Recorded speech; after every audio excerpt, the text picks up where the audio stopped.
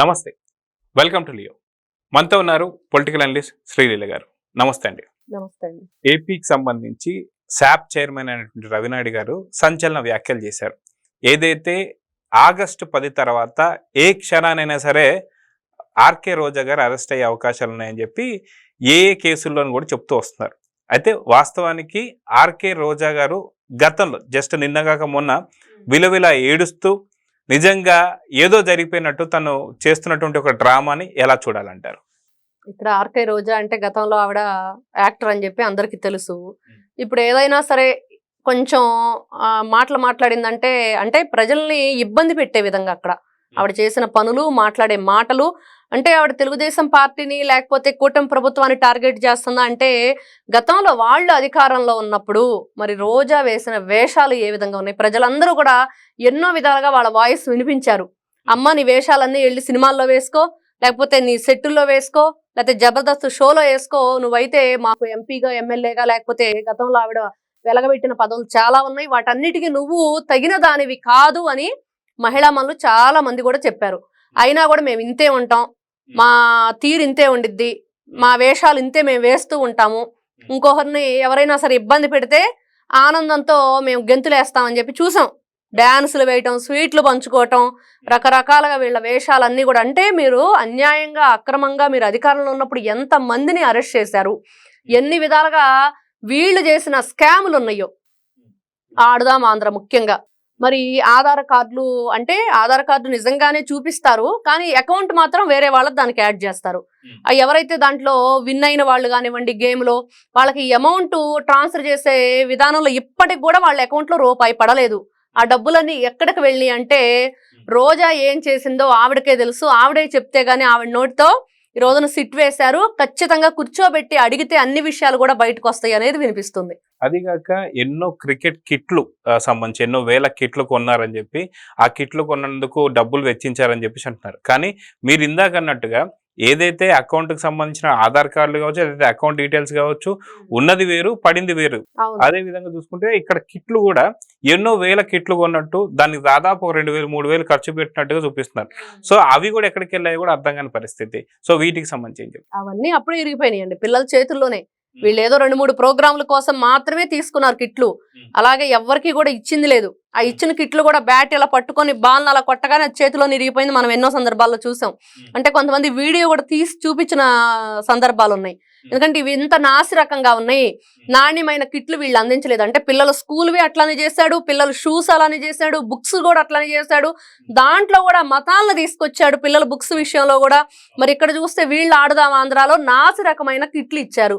దాని మీద కూడా మెయిన్ నాకు తెలిసి దాంట్లో ఖర్చు అంతా కూడా దాని మీద వేసుకున్న బొమ్మలకే అయి ఉండి తప్పించి కిట్లకు మాత్రం అంతంత మాత్రంగానే ఉన్నాయని ప్రజలందరూ కూడా అప్పట్లో అనుకోవటం మనం వింటూనే ఉన్నాం. ఖచ్చితంగా రోజా కార్లు ఎన్ని కొంది, మరి నగలెన్ని చేయించుకుంది, ఆవిడ మేకప్కి ఎంత అవుతుంది, ఆవిడ చీరలకు ఎంత అవుతుంది, ఇవన్నీ చూసుకుంటే జగన్మోహన్ రెడ్డి మరి వైజాగ్ లో ప్యాలెస్ కట్టబెట్టింది కదా, మరి దానికోసం ఎంత నొక్కేసింది దాంట్లో నుంచి. మరి తిరుమల తిరుపతి దేవస్థానం అంటే దేవుడు అంటే భయం లేకుండా, భక్తి లేకుండా, అంటే భక్తి కోసం వెళ్తుందంటే కాదు, అక్కడ ఒక బిజినెస్ చేసుకోవడానికి వెళుతుంది అనేది మనకు క్లియర్గా అర్థమైంది. ఎందుకంటే ఇప్పుడు నిజానిజాలన్నీ బయటకు వస్తున్నాయి ఒక్కొక్కటిగా. ఎందుకు వెళ్ళారు వీళ్ళంతా, ఏం చేశారంటే లడ్డూలో కల్తీ, మరి అక్కడ ఉన్న ప్రసాదాల్లో కల్తీ, అక్కడ ఏ ప్రోగ్రాం జరిగినా ఇప్పుడు కూడా అన్య మతస్థులు వాళ్ళందరినీ కూడా పెంచి పోషించింది ఎవరు అంటే మరి కరుణాకర్ రెడ్డి, మరి రోజా, ఇట్లాంటి వ్యక్తులందరూ చేరి వీళ్ళందరినీ కూడా పెంచి పోషించారు. ఈ రోజున ఒక్కొక్కటిగా బయటకు వస్తాయి. భానుప్రకాష్ గారు చెప్పిన మాటలు కానివ్వండి, ఎన్నో వీడియోలు బయటకు వచ్చినాయి. కానీ నిర్దాక్షిణ్యంగా వాళ్ళెవ్వరిని కూడా కూటమి ప్రభుత్వం బయటికి పంపకుండా, ముఖ్యంగా బిఆర్ నాయుడు గారు కూడా దీని మీద కఠినమైన చర్యలు తీసుకుంటూనే వాళ్ళకి వేరొక ఉద్యోగ కల్పన కల్పించడం అనేది నిండు మనసుతో చాలా గొప్ప విషయం. ముఖ్యంగా వీళ్ళు చేసిన ఈ పనికి మాలిన చెత్త పనులన్నీ వైఎస్ఆర్సీపీ పార్టీ చేసిందో దానివల్ల ప్రజలు ఎంత నష్టపోయారు, మరి ఆవిడ నగర ఎమ్మెల్యేగా ఉండి ఆ ప్రజలకు ఏం చేసింది, దాంట్లో కూడా ఇంకా ఏమి ప్రవేశపెట్టిన స్కీములు ఏంటి, వాళ్ళు దాంట్లో చేసిన స్కామ్లు ఏంటి, ఇవన్నీ కూడా ఒక్కొక్కటిగా బయటకు వస్తున్నాయి. ఆగస్టు 10 తర్వాత అరెస్టు ఖాయం అంటే ఖచ్చితంగా జరిగితే బాగుండని చెప్పి ప్రజలందరూ కూడా కోరుకుంటున్నారు. అయితే అదే కాకుండా నగరంలో కూడా తను కావచ్చు, తన సోదరులు ఇద్దరు కూడా కావచ్చు, ఎన్నో అక్రమాలు కావచ్చు, ఇసుక రవాణా కావచ్చు, అక్రమ రవాణా ఇవన్నీ కూడా మనం చూస్తూ వస్తున్నాం. సో నగరిలో నిజంగా గతంలో ఏదైతే తను నగర్లో ఉండే ఏదైతే పవన్ కళ్యాణ్ గారిని కూడా ఒక మాట మాట్లాడింది, ఖచ్చితంగా అసెంబ్లీ గేటు కూడా తాకనివ్వమని చెప్పి. కానీ ఇప్పుడు రోజా పరిస్థితి ఏమైందంటే ఏం చెప్తారు? ఇప్పుడు అసెంబ్లీ గేటు కూడా తాకనివ్వమంటే అది వాళ్ళ ఇల్లేం కాదు కదండి, లేకపోతే వాళ్ళకే రాసిచ్చింది కాదు కదా. జగన్మోహన్ రెడ్డి ఏమని ఎవరికేమైనా రాసిచ్చాడు? అది రాసివ్వలేదు కదా. ఈవిడెవరు? ప్రజలు సమాధానం చెప్పాలి దానికి. అది కరెక్ట్ గా ప్రజలు ఈ రోజున ఎవరైతే ఆ మాటలు మాట్లాడారో వాళ్ళే ఆ గేటు తాకుండా అయిపోయింది, బూమరాంగ్ అయింది. ప్రజలు సమాధానం చెప్పారు. ఇక్కడ ఎవరు కూడా అటు కూటమి ప్రభుత్వం కానివ్వండి, ఇటు వైఎస్ఆర్సీపీ పార్టీ కానివ్వండి, వీళ్ళన్న మాటలకి సమాధానం ఏంటంటే వీళ్ళు 11కు పరిమితమై పక్కన కూర్చోబెట్టడమే చూసాం.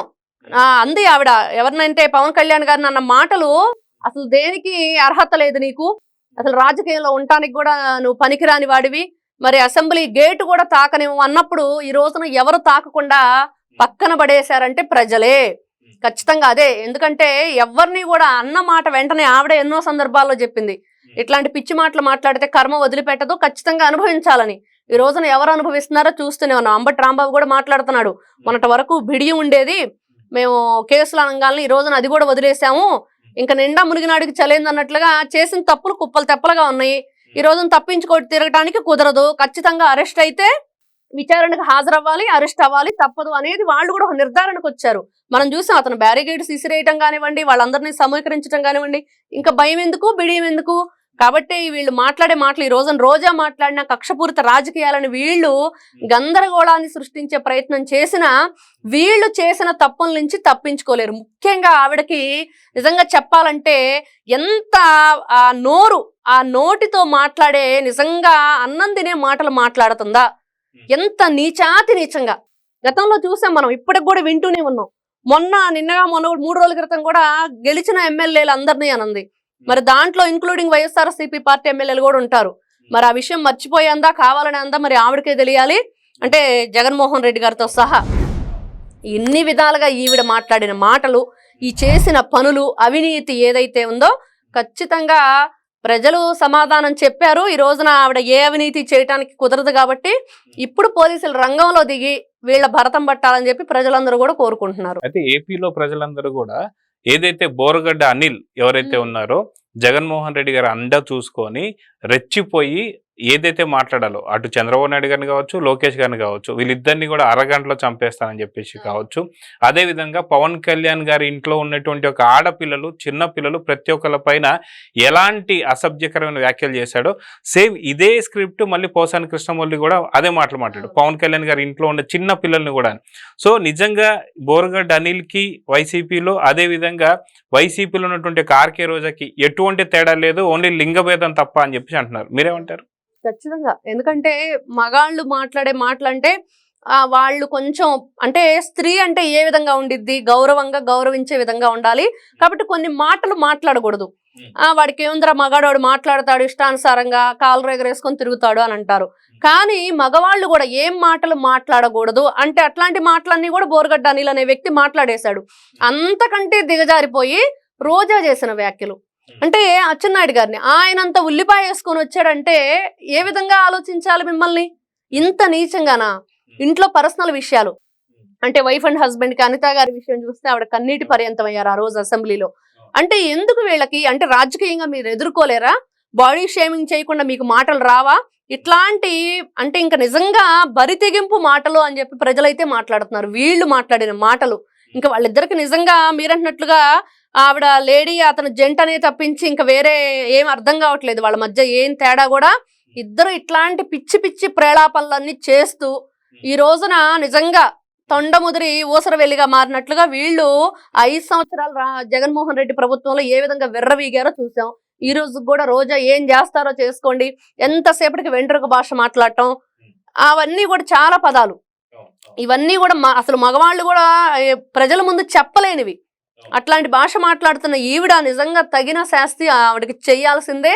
పోలీసులు వెంటనే ఈ సిట్ ఏదైతే ఉందో త్వరగా విచారణ జరిపించి ఈవిడ ఏమి దీంట్లో తప్పులు చేసింది ఇవన్నీ కూడా మనం అనుకున్నట్లుగా ఆ కిట్ల మీద అయితే మాత్రం ఖచ్చితంగా దాని మీద అయ్యే ఖర్చు కన్నా ఆ కిట్లు కొనడానికి దాని మీద వేసిన స్టిక్కర్లకే ఎక్కువ ఖర్చు అయింది అనేది ఈ రోజున మనకు అర్థం అసెంబ్లీ సాక్షిగా బొచ్చే చౌదరి కూడా చెప్పారు ఏంటి అంటే ప్రతి ఒక్క దాని మీద స్కూల్ బ్యాగ్ మీద కావచ్చు బ్యాట్ మీద కావచ్చు ఆఖరికి క్రికెట్ ఆడేటప్పుడు గార్డు మీద కూడా జగన్మోహన్ రెడ్డి స్టిక్కర్ వేసుకున్నారని చెప్పి. అంటే జగన్మోహన్ రెడ్డికి అలవాటు ఇవన్నీ కూడా మనం చూసాం. రంగులు వేయటానికి 100 కోట్లు 1000 కోట్లు తీయటానికి 1000 కోట్లు. అస్సలు ప్రపంచంలో ఏ నాయకుడుకు వేయనన్ని మొట్టెకాయలు కోర్టు వేసింది జగన్మోహన్ రెడ్డికి అధికారంలో ఉన్నప్పుడు. ప్రతి ఒక్కదానికి కరెంటు స్తంభాలకు కూడా వీళ్ళు వేశారు.